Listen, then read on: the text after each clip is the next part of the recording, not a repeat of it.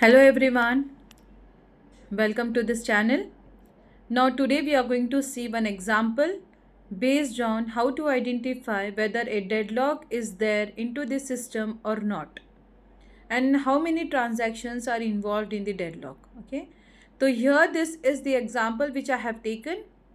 So here is the list of events in an interleaved execution of a set of transactions T1, T2, T3 and T4. We have to draw a wait for graph to check whether the deadlock. If there is a deadlock, then which transactions are involved in deadlock. Okay. So how many transactions are here? We are having 4 transactions. So this transaction come into the system according to the time. So you can see there is a time over here, time T1, T2 and it goes up to T8 and transactions are T1, T2, T3 and T4. Okay.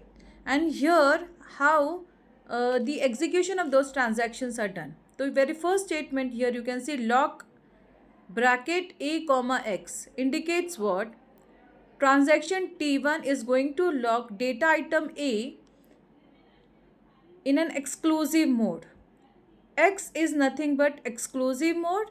S is nothing but the shared mode. Okay. So here what I have done here, see this question I have written in this manner. Okay, this table I have drawn over here.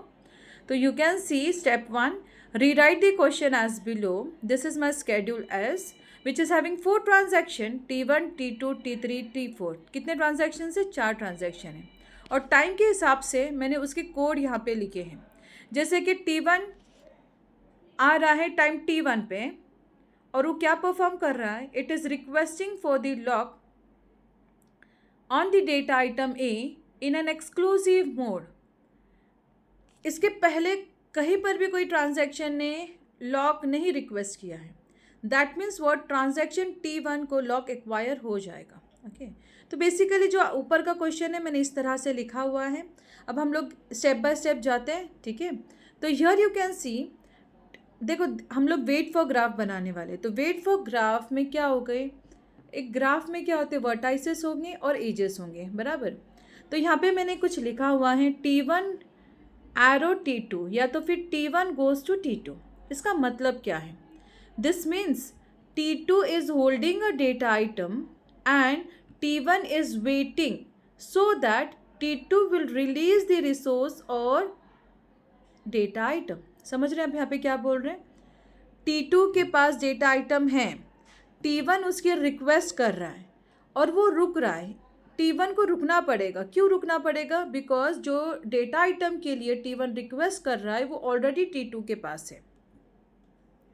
ठीक है, okay. Next हमारा जो step 2 है, we need to draw wait for graph to check whether deadlock is there into the system और not, right. तो write all the transaction as the vertices. तो here how many transaction I have? I have 4 transactions और मैंने इसको किस तरह से लिखा है? देखो वर्टाइसेस में लिखा है. तो T1 है, T2 है, T3 है, T4 है. 4 ट्रांजैक्शन है तो मेरे ग्राफ के 4 वर्टाइसेस हो गए. ठीक है, उसके बाद में नेक्स्ट जो पॉइंट है आप यहाँ पे देख सकते हो. ठीक है, आपको एग्जाम्पल सामने रखना है. When you practice your self keep the example in front of you, right.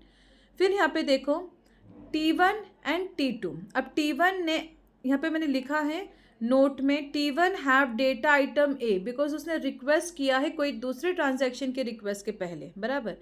तो यहाँ पे क्या हो गया? ट्रांजैक्शन T1 को एक्सेस ग्रांट हो गया. That means what? उसने लॉक लगा दिया. किस पे लगा दिया? आपके डेटा आइटम ए के ऊपर. ठीक है, T1 locks the data item A in an exclusive mode, बराबर. उसी तरह आप एग्जाम्पल में देखेंगे, आपके क्वेश्चन में देखेंगे T2 locks the data item be in an exclusive mode. मतलब अभी T1 और T2 के पास एक्सक्लूसिव मोड में 2 डेटा आइटम हैं A एंड B.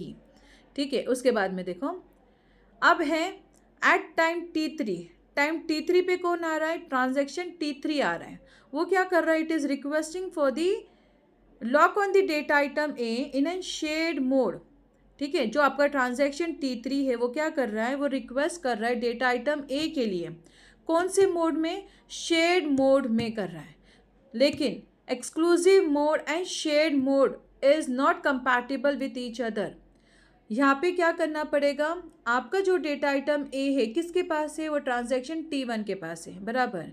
तो दैट मीन्स व्हाट, जो नया ट्रांजैक्शन उसके रिक्वेस्ट कर रहा है वो ट्रांजैक्शन को क्या करना पड़ेगा, रुकना पड़ेगा जब तक आपका पुराना वाला ट्रांजैक्शन वो डेटा आइटम को रिलीज नहीं करता है। तो T3 will have to wait until the resource is released by transaction T1। T3 को रुकना पड़ेगा जब तक T1 वो डेटा आइटम को रिलीज नहीं करता है। तो आपका एज कैसा बनेगा, यहाँ पे देखो मैंने लिखा है the edge is from T3 से T1। T3 रिक्वेस्ट कर रहा है तो वो वहाँ से एरो निकलेगा और जाएगा कहाँ पे, जिसके पास वो डेटा आइटम है। तो यहाँ पे आप देख सकते हो मैंने बनाया यहाँ पे T1, T2, T3, T4। आप देख सकते हो T3 is waiting for T1 for the data item A. जो स्क्वायर ब्रैकेट में है, जो स्क्वायर ब्रैकेट में है वो डेटा आइटम दिखाई दे रहा है आपको, बराबर। उसके बाद में देखो अब टाइम T4 पे कौन आ रहा है, ट्रांजैक्शन T4 आ रहा है। वो क्या कर रहा है, it is requesting for the data item B. अब डेटा आइटम बी किसके पास है, ट्रांजैक्शन T2 के पास है। That means what, T4 waits until T2 releases the lock और it releases the resource. Okay, तो यहाँ पे आप देख सकते हो the edge is from T4 to T2। ठीक है, तो यहाँ पे आप नीचे भी देखोगे T1 T2 है, T3 T4 है। जो ब्रैकेट में आप देख सकते हो वो क्या है, वो आपका डेटा आइटम बी है और T4 से एरो जा रहा है T2 के लिए। तो that means what, T4 is waiting for the data item B which is already acquired by the transaction T2। जब वो रिलीज करेगा जब T4 को मिलेगा। Okay, next is what, at time T5 transaction T1 request for the data item B that is already with transaction T2। Then यहाँ पे आपको क्या करना पड़ेगा, T1 हैज़ टू वेट। क्यों रुकना पड़ेगा, बिकॉज एक्सक्लूसिव मोड लॉक में T2 ने होल्ड किया है डेटा आइटम को, बराबर। तो यहाँ पे क्या करना पड़ेगा, T1 को रुकना पड़ेगा जब तक आपका T2 वो डेटा आइटम बी को रिलीज नहीं करता है। तो यहाँ पे आप नीचे देख सकते हो मैंने लिखा है T1 T2 है, तो ये एरो जा रहा है T1 से T2 और किसके लिए रुका है, वो डेटा आइटम बी के लिए रुका है, बराबर।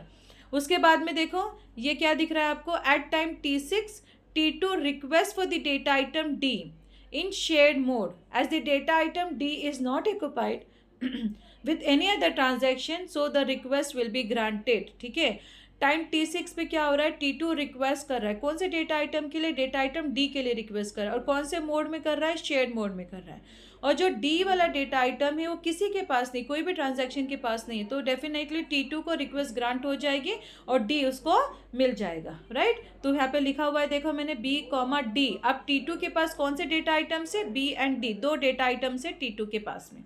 Okay, at time T7 T3 is requesting for the data item in shared mode। ठीक है, T3 is requesting for the data item C in shared mode। the request will be granted। why the request will be granted, because data item C is not acquired by any transaction। that's why T3 will get the permission to hold that particular data item C। तो यहाँ पे आप देख सकते हो नीचे मैंने लिखा है T3 के पास डेटा आइटम C है। तो अब यहाँ पे आप देख सकते हो T1 के पास A है, T2 के पास B और D दोनों हैं, T3 के पास C डेटा आइटम है। अब यहाँ पे देख सकते हो at time T8 T4 is requesting exclusive lock on the data item C। अब देखो यहाँ पे क्या हो रहा है, T4 रिक्वेस्ट कर रहा है डेटा आइटम C के लिए, लेकिन कौन से मोड में, एक्सक्लूसिव मोड में रिक्वेस्ट कर रहा है। Exclusive mode is not compatible with the shared mode lock. That is the reason here T4 will again have to wait unless and until your transaction T3 releases the resource. तो यहाँ पे आप देख सकते हो the edge is from T4 to T3। तो यहाँ पे आप देख सकते हो नीचे एज बनाया है मैंने T4 से T3, किसके लिए बनाया है, T4 रुक रहा है किसके लिए, डेटा आइटम C के लिए। तो यहाँ पे आप देख सकते हो ये पूरा हो गया आपका, पूरा वो क्वेश्चन के सारे कोड कंप्लीट हो गए। अब ये ग्राफ आप देख सकते हो, wait for graph, T1 is waiting for T2, फिर T3 is waiting for T1, T4 is waiting for T3 and T4 is waiting for T2। अब यहाँ पे देख सकते हो कहीं ना कहीं तो साइकिल ब्रेक हो रही है, राइट। तो यहाँ पे हम देख सकते हैं at the above wait for graph there is no cycle between any of the 4 transaction. Cycle नहीं है। साइकिल का मतलब क्या है, T1 से T2 को जा रहा है, T2 से फिर से T1 को आ रहा है, तो एक लूप बन रहा है। तो ये पर्टिकुलर एग्जाम्पल में कहीं पर भी लूप नहीं बन रहा है। ओके, एग्जाम्पल के तौर पे मैं बोल सकती हूँ यहाँ पे T1 से T2 को जा रहा है, T2 से T4 को अगर जाता फिर T4 से T3, T3 से T1, अगर ऐसा होता तब हम बोलते कि इसमें साइकिल है, लेकिन यहाँ पे साइकिल नहीं है चारों ट्रांजैक्शन के बीच में. That is the reason here I say what, there is no cycle and therefore there is no deadlock into this particular system. Hence here we say the system is deadlock free or the schedule is deadlock free. Thank you.